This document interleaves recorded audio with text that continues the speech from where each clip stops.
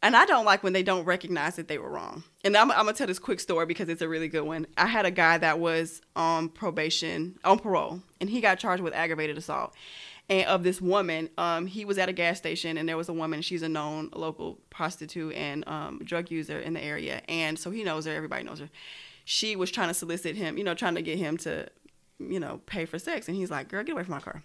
And then she kicks his car, he got a brand new truck. She's kicking the car because she's pissed and she's high. So he throws, he picks up a twig and throws it at her. And is like, man, get out of here, right? Her boyfriend, who is a pimp, sees this and he beats her. So because she can't seal the deal. So he drags her off and beats her in front of people.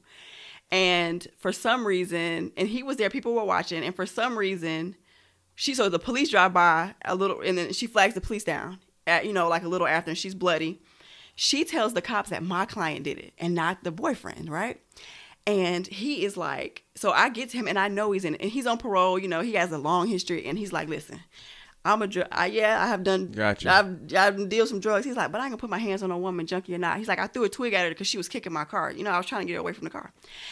So I was going head to head with this prosecutor because he was like, no, he's on parole. He's got a history.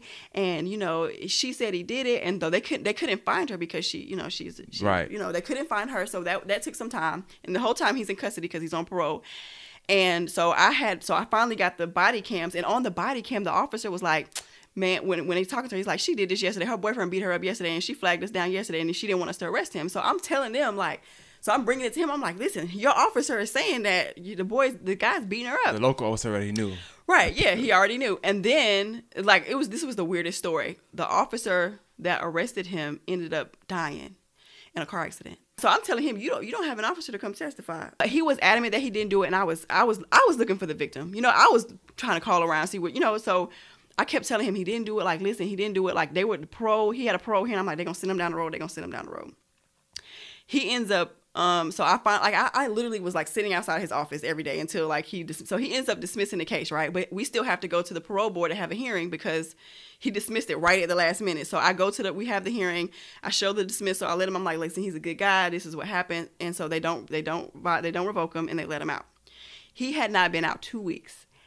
2 weeks later, he was because this is a local spot, he was at a restaurant. And he was sitting you can see him on camera. He had sat inside. He walked inside and he was getting some food. The woman, because she's a local, came and walks by. They had gotten to another fight, and he went to shortly after my client got arrested. He got arrested. He beat her up again. He got arrested. He had just got out. He walks in the door, and mind you, I had been telling the ADAs, y'all need to go arrest him because he's beating. You have evidence that it's him. Right. He's doing it. He needs to be in here for ag assault. He's beating the hell out of her. He walks in, my client sits down, and then you see them on camera. They come in the camera, and then he shoots her in the head in front of everybody and kills her. Shoots her in the head. The boyfriend shoots her in the head, and she dies. The pimp. Yeah, I go back to the ADA and said, if you would have listened to me and arrested him, that body is on them instead of my client. That's messed up. She would be still living.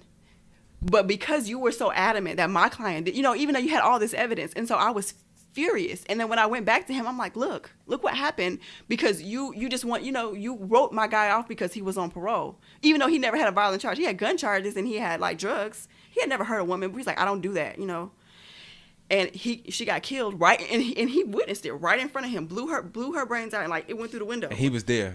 He was there because they were local people, and so he called me and was like, Bianca, turn on the news, blah, blah, blah. And I was like, oh my God. And so the next time I went to court, I showed him. I said, look.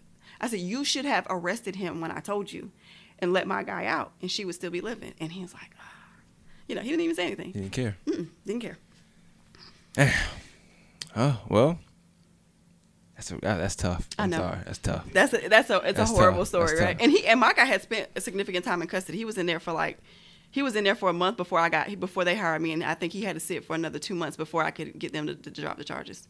Damn. And he had a bond, but he had a parole hold, so they weren't gonna let him out.